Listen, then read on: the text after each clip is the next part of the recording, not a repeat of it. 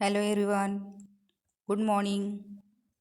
आज हम समय की पहचान इस पाठ की भाषा की बात मैं आपको समझाती हूँ। देखिए, जो शब्दांश शब्दों से पूर्व जोड़कर, मैंने क्या कहा, शब्दों से पूर्व जुड़कर उनके अर्थ में विशेषतः उत्पन्न कर देते हैं अथवा अर्थों को क्या करते हैं, बदल देते हैं, उसे क्या कहते हैं, उपसर्ग कहते हैं।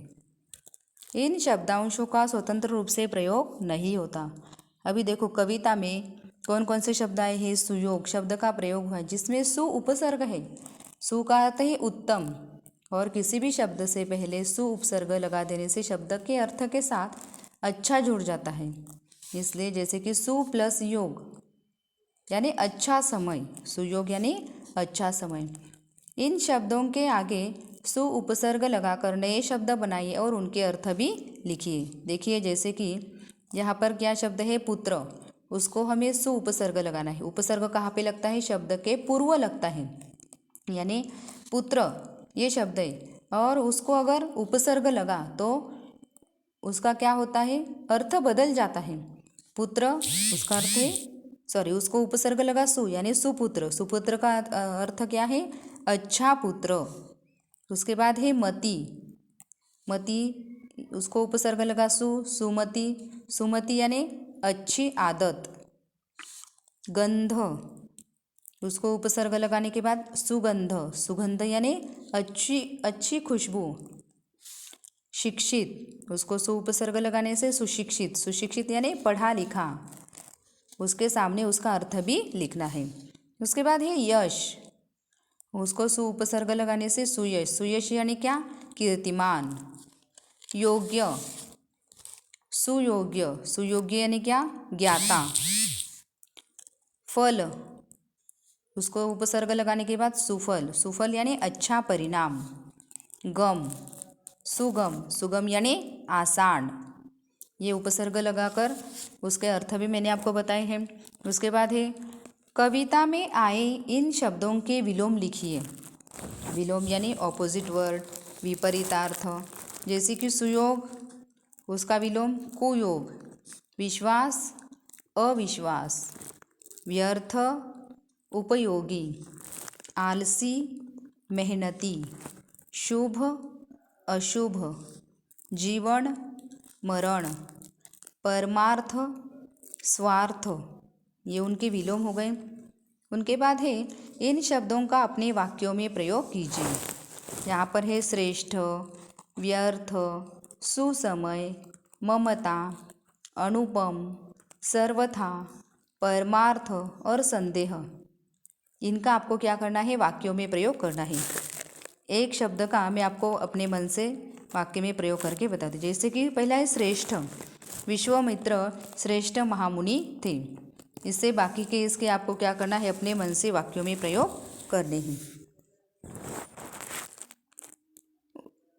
आगे का प्रश्न है, इन शब्दों का वर्ण विच्छेद करके शुद्ध उच्चारण करना सीखिए।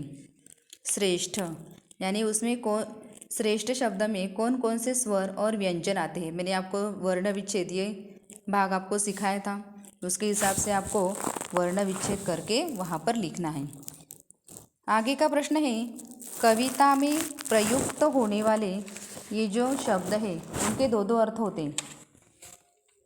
इनके ऐसे वाक्य बनाइए जिसमें क्या आता है, जिसमें ये स्पष्ट हो जाए। देखिए, जैसे कि पहला है जग, जग यानी क्या, संसार, और जग यानी एक बर्तन। कल, कल यानी क्या, कल यानी आने वाला दिन, बीता हुआ दिन या मशीन के पुर्जे।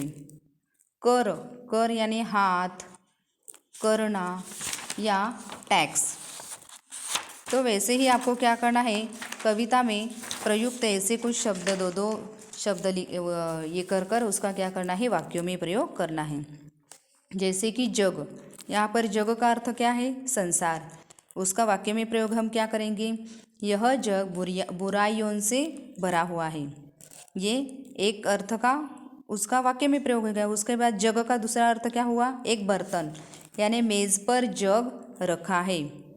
आया दो अर्थों वाले शब्दों का हमने क्या किया है, वाक्यों में प्रयोग किया है। उसके बाद है कल। कल का अर्थ वहाँ पर क्या दिया है, आने वाला दिन, यानी मैं कल विद्यालय नहीं जाऊंगी। दूसरा अर्थ है बीता हुआ दिन, यानी शिवकर्मा जयंती के दिन कल पुर्जों की पूजा होती है, यानी मशीनों की पूजा होती है। आया समझ में। उसके बाद एक कर। कर यानी हाथ, है ना। सरस्वती जी के कर पर सितार है। कर यानी हाथ में, आपको पता है ना, सरस्वती माता उनके हाथ में क्या हो, सितार है। वहाँ पर क्या दिया है, सरस्वती जी के कर पर सितार है। उसके बाद है करना, मैं अपना होमवर्क कर रही हूँ। उसके बाद तीसरा अर्थ क्या है कर का, टैक्स, यानी सरकार की आय का मुख्य स्रोत क्या है, कर है, यानी टैक्स है। आया समझ में। आगे का प्रश्न है सही विकल्प चुनिए। संदेह शब्द का विलोम है, यानी संदेह का ऑपोजिट क्या है, शंका। ये उसका क्या है, समान, यानी पर्यायवाची शब्द है। अविश्वास ये पर्यायवाची है। उसके बाद कौन सा है, विश्वसनीय, ये पर्यायवाची है। सिर्फ विश्वास ये क्या है, उसका विलोम है। संदेह का विलोम क्या आएगा, विश्वास।